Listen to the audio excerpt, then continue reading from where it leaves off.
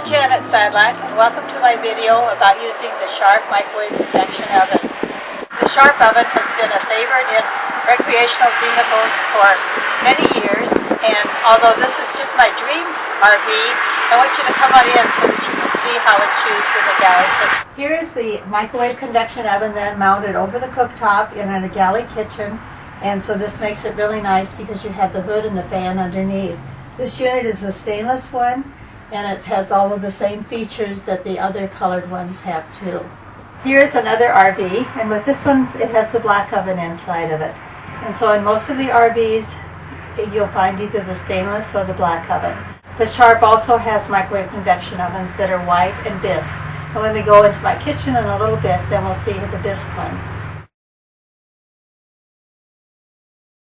Hi, again, here I am in my home kitchen where I've installed a Sharp microwave convection oven over my cooktop, and so that I have a bisque to match my cabinets and my countertop. It's really nice when an RV owner has an oven in their home that matches what they have in their RV, because when they go out on the road, they don't have to relearn to cook each time they take their RV out. The oven also comes in a countertop, which you see here, and that's a square, and it's made to fit directly on the counter.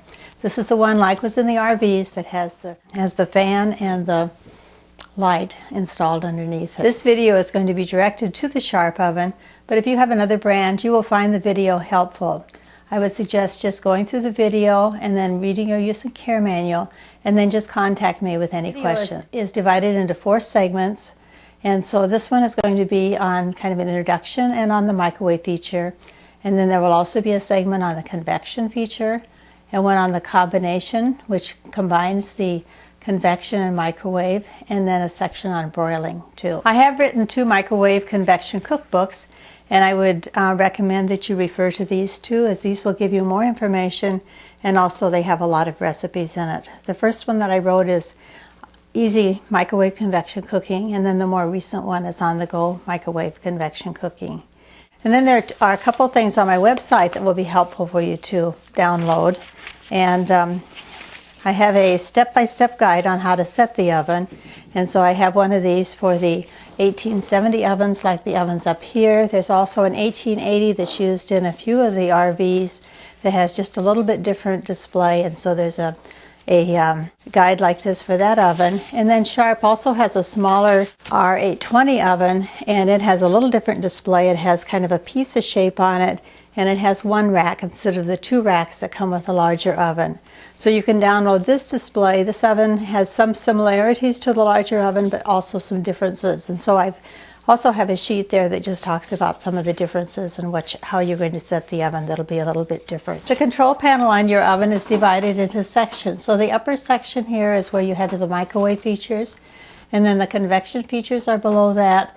And then you have the numbers where you can indicate the times and also help to select the different types of cooking that you want, and then you have some special features at the bottom of it. The Sharp oven cooks in 4 ways. So you can microwave, you can convection cook, which is like baking, you can do a combination of microwave and convection, and you can broil with the oven. And so just like we've divided the video into 4 segments, the oven also, those just reflect how the oven cooks in 4 different ways. Okay, so let's get started and do a little cooking so I can just show you how easy the oven is to use.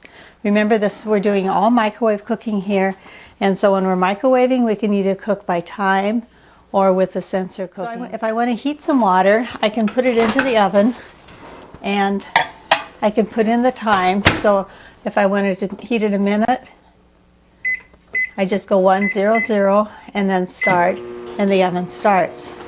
Another way that I can do that, and let's just clear that out, I could just push minute plus, and every time I push that button I get another minute. So if I want to heat something for 4 minutes, I could just push the minute plus button 4 times. In fact, one lady even asked me one time if she could wear out her minute plus button by pushing it too much. When you don't have any other program in the oven, then you're going to get a minute of 100% microwave for each time you push the button. So that's 100% power. Now if I wanted to do something a little slower, then I would use a lower power. And so here I want to melt some chocolate, so I have it in a silicone dish. When you're microwaving, you can use the glass, you can use your silicone, and you can use plastic cookware. So here I'm going to just put the dish in. Now with the chocolate, I don't want it to be on 100% power because I don't want to stir it. So I'm going to do 2 minutes. I'll push 200, and then I'm going to push power level, and then I'll push number 6 for just a little lower power, and then push start. And so the oven, when I push 6, that is like 60% of the time the microwaves are going to be on. So the oven will have microwaves for 60% of the time, and it will be standing for 40% of the time. And a lot of times when you use this setting, you'll hear the oven go on and on. Okay, our chocolate will be ready in just a little bit. I checked it at one point and it wasn't quite softened, so I pushed minute plus, and so what it did was it gave me extra time at the 60% power level. So if I'm in another program and I push minute plus, then it will give me whatever program I am in an additional minute. So let's check the chocolate. And you can see that it's nicely softened, and it would be all ready to go into whatever I'm going to do. Another way the oven works especially well is to use the sensor feature. And with the sensor feature, it's up at the top here in the microwave section. And so here you just have a sensor cook, and then you have a selection of 8 different foods that you can sensor cook. And so today I'm going to do vegetables, and I have some fresh asparagus. So I have it in a silicone flexible dish, and I'm going to just add a little water to it. When I sensor cook, I like to put just a little water on things.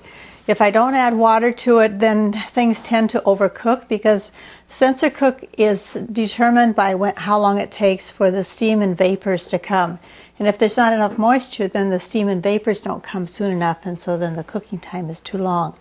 I want to cover it, but I want to have a slight opening so that the steam can escape. So I'm going to just put the lid a little bit ajar and then set it into the oven. And so I just push sensor cook, and then number 3 for fresh vegetable, and then start. And so what the oven does is it'll start cooking, and it'll say up in the display the type of food. So it says soft, fresh vegetable.